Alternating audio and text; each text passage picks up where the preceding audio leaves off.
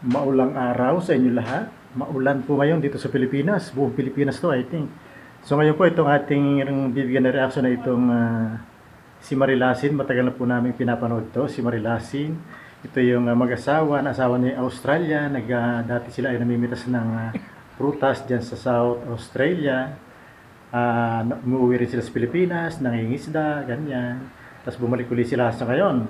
After 5 years, ay tayo ituwan-tuwa sapagkat natupad na rin ang pangarap na mag-anak ni Marilasin. Ang ganda ng kanilang nabiling bahay, napakalaki.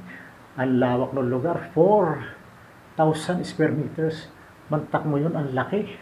No? And then, although hindi niya ni-reveal kung magkano yun, pero ako ay nag-search sa chat, sa AI, chat GPT.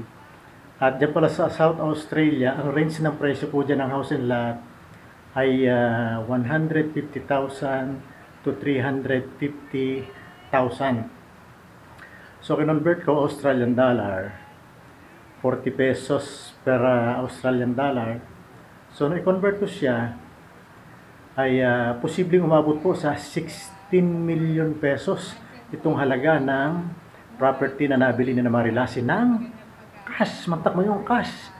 So, yun, ang halaga niyan. Maaring mas mataas pa kasi nga, ang laki ng lupa niya eh. 4,000 square meters. So, hindi lang po, maaring minimum lang po yung 16 million pesos sa pera natin. Yan po. So, yan, natupad na ang pangarap ni Marilasin.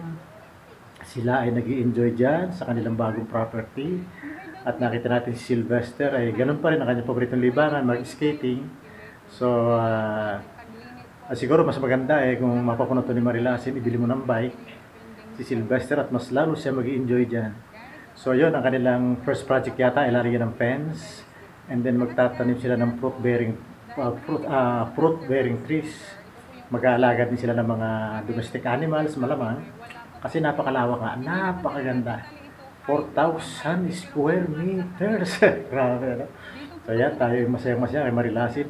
Ito ay isang halimbawa ng Pilipino nagpupunyagi sa abroad, nagtagumpay. At sinabi naman niya, inamin niya na malaki na itulong nitong kanyang YouTube channel sa kanilang pagpupunta. But before that, nabanggit din na niya, meron palang 14 hectares na lupa na kahuyan na nabili itong kanyang asawang si David noong bago pa sila nagkakilala. At yun daw ay ibinenta nga ni David at yun ang pagbilhan doon ay idinagdag dito sa pagbili ng kanilang property. So, good job, Marilasin. Keep it up. Tuwan-tuwa ang mga Pilipino sa'yo. Huwag mo nang pansinin yung mga buzzers. Yan. Basta't kami, masayang-masaya kapag nakikita na may nagtatagumpay na Pilipino dyan sa abroad. Keep it up.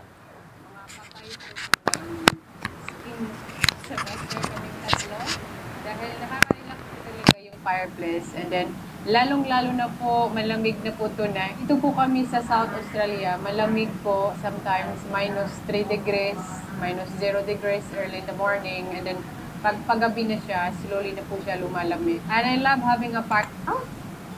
Yes, of course. We can stay forever if we want. We own this house. We can do whatever we want. You can stay whatever you want because this is now our home. Hindi niya pa rin naintindihan when we say we already bought this house. He's too young. He's still so young, but definitely pag lumaki ka, Sylvester, you will understand.